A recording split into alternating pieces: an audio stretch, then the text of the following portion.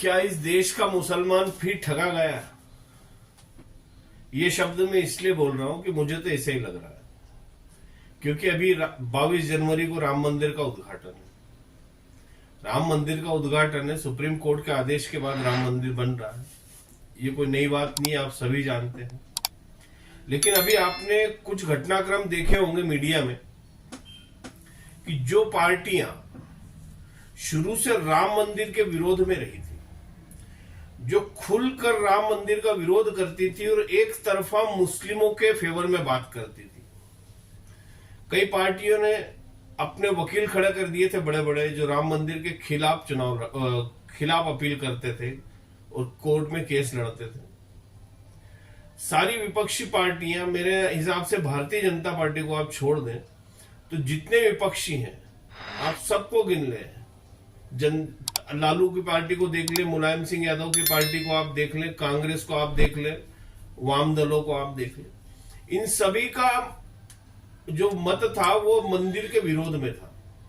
ये कोई नहीं चाहते थे कि मंदिर बने, है ना, क्योंकि इनका जो एक वोट बैंक था, इनका शुरू से एक जो सोच थी वो एक मुस्लिम समाज की तरफ इनका झुकाव शुरू से ज्यादा रहा और इनने उनका दोहन भी किया है। किस आधार पे किया है?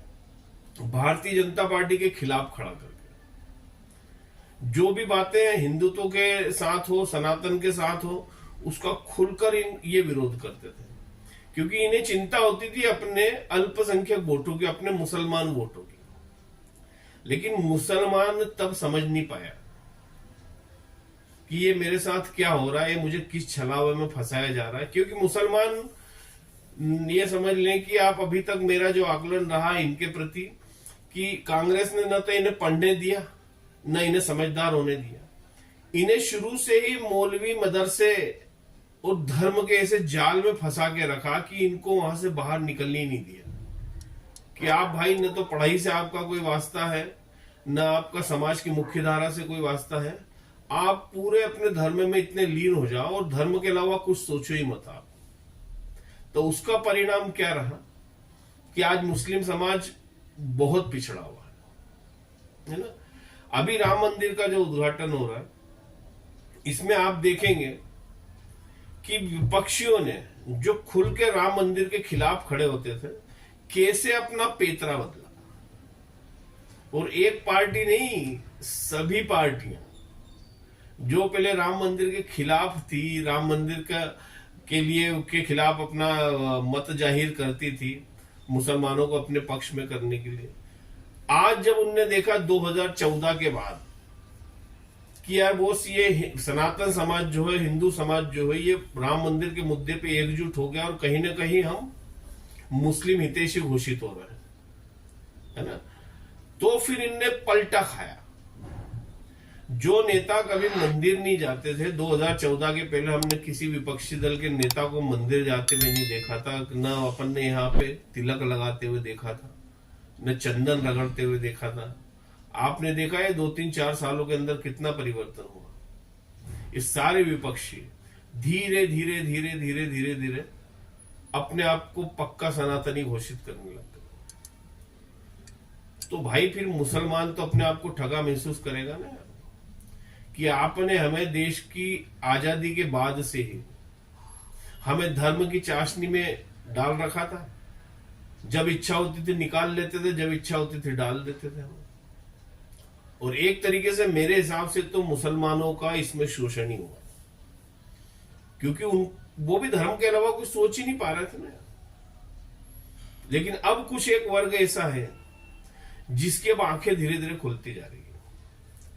अब आप देखेंगे, जब से मंदिर की घोषणा हुई थी, मंदिर का उद्घाटन की घोषणा हुई तारीख की, विपक्षी दलों में वहां जाने की होड़ लग गई है।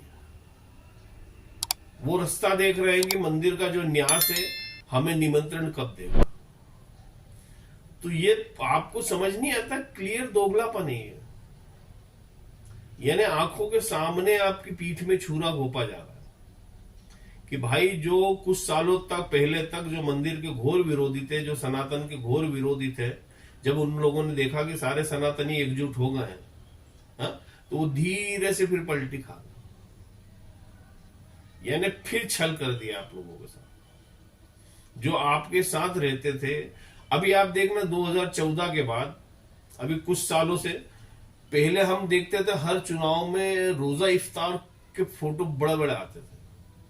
आज वो कांग्रेस का नेता रोजा इफ्तार पार्टी दे रहा है, आज वो लालू की पार्टी दे रही है, तो मुलायम सिंह यादव की पार्टी दे रही है।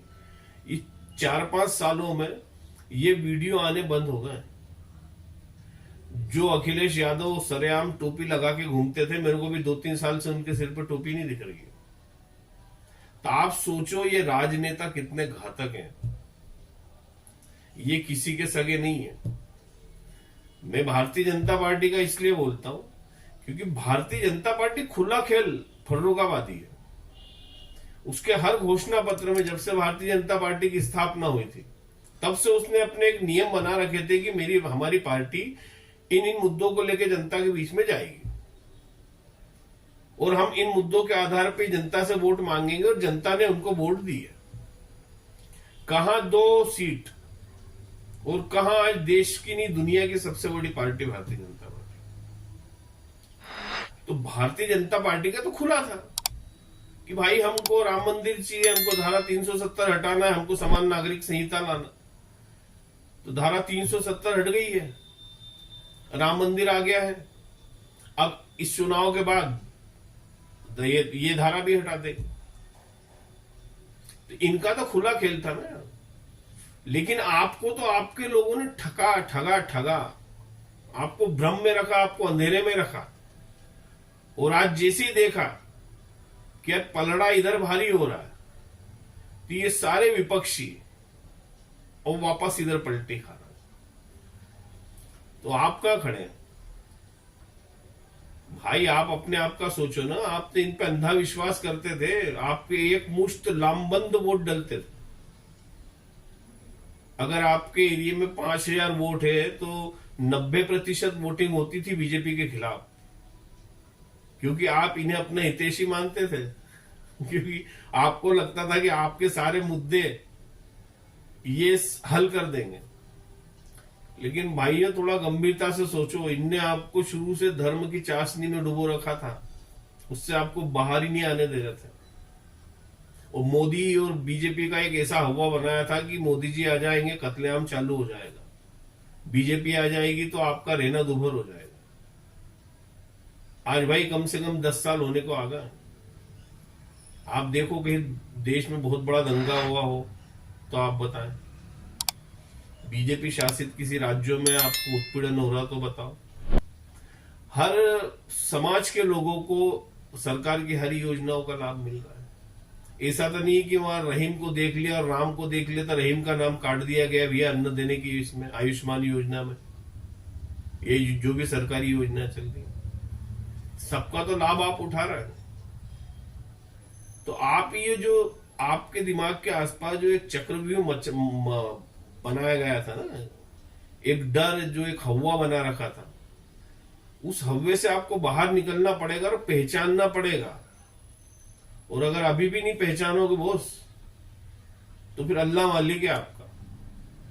लेकिन जहां तक मेरी जानकारी में यह है कि कई लोगों को समझ में आ चुका है खेल, कि हमारा अभी तक सिर्फ शोषण होता है। हमें सिर्फ अभी तक आश्वासन के अलावा हमें मूर्ख बनाया गया। ये कई लोगों को समझ में आ गया। वो कैसे दिख रहा है कि कई मुस्लिम बहुल इलाकों से भारतीय जनता पार्टी को थोकबंद वोट मिले।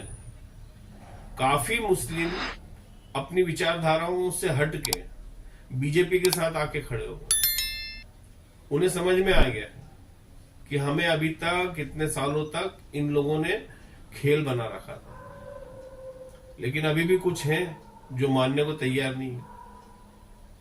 अब आप देखना, जिन लोगों के पीछे जिनके झंडे उठा उठा के आप दौड़ते थे, अब वो राम मंदिर के उद्घाटन के लिए क्यों लालायित थे? और राम मंदिर का उद्घाटन होगा तो आप उस पर निगाह बना के रखना कि कौन कौन से नेता, कौन कौन सी पार्टी के नेता उस उद्घाटन में जाने को तैयार बैठे हुए। अब तो खुल के बोल रहा है कि हमें उद्घाटन में जाना है, हमें उद्घाटन में जाना है। ये दिग्विजय सिंह का एक वीडियो सुने आप। इनके पुराने वीडियो तो आपको मालूम है, अब ये वाला सुने आप। इसमें हमें जाने में क्या आपत्ति है। और सोनिया जी तो बहुत पॉजिटिव है इस मामले में। जो सच्चे भक्त हैं, चाहे मुरली मनोहर जोशी हो, चाहे अडवाणी जी हो, चाहे दिग्विजय सिंह हो, उनको निमंत्रण नहीं जाएगा। मुझे पूरा भरोसा है कि हम लोग इसको ये तो कोई किसी पार्टी का ट्रस्ट तो है नहीं। खुर्शीद जी का वीडियो भी सुने आप। निमंत्रण सिर्फ एक ही पार्टी को जा रहा है क्या? कौन कौन पहुंचता कौन नहीं पहुंचता उस पर मैं कोई टिप्पणी नहीं कर सकता हूं, लेकिन भगवान सिर्फ एक पार्टी तक सीमित रह गए हैं क्या? निमंत्रण देने हैं और उसमें अगर उत्साह और उल्लास सबका देखना है तो सभी को होना चाहिए, सभी को निमंत्रित करना चाहिए। अब उनको अपनी परिस्थितियों को देखते हुए क्या करना है वो निर्णय लेंगे, लेकिन आप इसको एक पार्टी का प्रोग्राम बना रहे हैं। क्या ये पार्टी का प्रोग्राम है और एक ही व्यक्ति विशेष का ही प्रोग्राम है? तो ये मेरी तो समझ में नहीं आता। भगवान तो सबके हैं ना। आपने कहा ईश्वर सबके हैं तो निमंत्रण क्यों नहीं सबको? तो बाकी पार्टियों को भी निमंत्रण तो जाना चाहिए था। और अगर ये दिखाना है कि भगवान सबके हैं और इस बात को एक बार फिर से उजागर करना है तो फिर ये बताना था कि हमने निमंत्रण सबको भेजा है, लेकिन मुझे ऐसी कोई सूचना नहीं है। अगर इतना सुनने के बाद भी वो आपकी आंखें नहीं खुल रही है तो सही में अब अल्लाह ही मालिक है आपका। चलिए फिर मिलते हैं आपसे अगले वीडियो में, तब तक के लिए जय श्री राम।